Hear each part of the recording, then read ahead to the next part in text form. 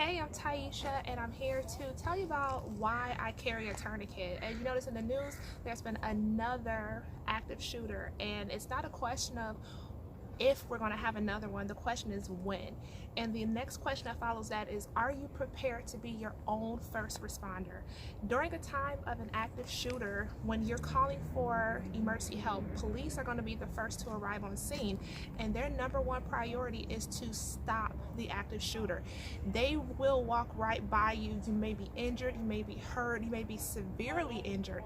However, their number one priority is to make the scene safe. They are there to stop any further acts of violence and protect life. Following that, they're going to search the area to make sure that there are no additional shooters. There are times when you get multiple calls to a 911 dispatch center reporting different shooters, a different number of shooters, and it could be a moving shooter. That's why you're getting a call that there's a shooter over here at this location, and then you're getting another call that is happening over there. A lot of times police have to eliminate the possibility of additional shooters, so they have to make that scene safe for medical personnel to arrive on scene. Medical personnel are unarmed and they are there to render aid. It could be a matter of minutes before you're able to get in contact with a medic. That's why I carry a tourniquet. I could be my own first responder, and I highly suggest you do the same. This is my tourniquet that I carry here. And every time I leave the house, even throughout my home, I have different locations where I have a tourniquet accessible. If you happen to get shot or stabbed in a limb, this tourniquet will prevent you from bleeding out, thus saving your life, prolonging your life until you're able to make contact with emergency medical services. Tourniquet area, which is a Velcro band. It consists of this portion here, which is a windlass. So once you get this tourniquet on, you use the windlass to tighten it until the bleeding stops. To challenge myself putting on this tourniquet, I ran a quarter of a mile, did some push-ups and sit-ups, as well as jumping jacks, and I made my eyes really watery as I went to apply this tourniquet just to mimic a real-life stressful situation. As you can see, I applied it with little to no effort at all. It's a really simple system to use, and as usual, as always, perfect practice makes perfect, and I got it on in probably like 10 to 15 seconds. Now I'm going to show you how I remove it and stow it for use. So now I just open up the entire tourniquet and I take the end that has the red tab, and unfortunately not a lot of civilians know what this red tab means, but that's for medical.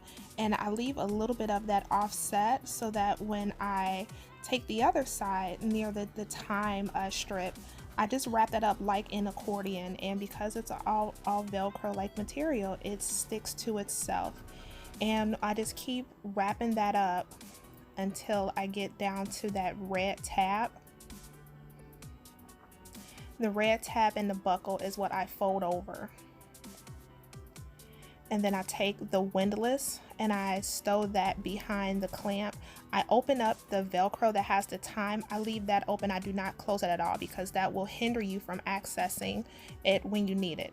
When you're ready to deploy it, you just pull it right open. You don't have to look for the tab. You don't have to fight with the buckle. You just tighten it up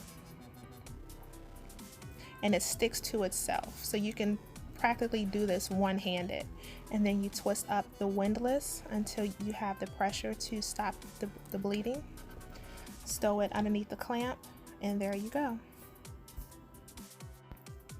Now I'll show you the same method on how I stow the tourniquet. I start with that red tab just slightly off center, and I go to the other side, and again I accordion wrap up the tourniquet band as so.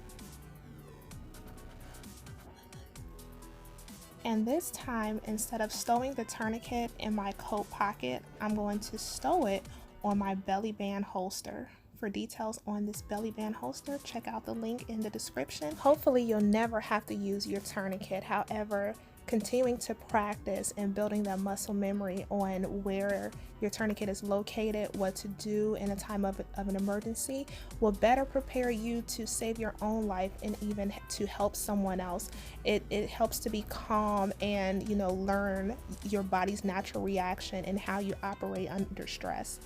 I'm trying this tourniquet application. One thing I did not do was put the time Velcro across it. I did not do that, but I just continue to locate it, deploy it, apply it, and then stow it. It's important to properly stow your items so that they're there when you need it, and to regularly use them so that you know if they happen to get any wear or if they are inserviceable when it's time to replace them. So as you see, I'm going to stow it the same way and put it away for possible future use.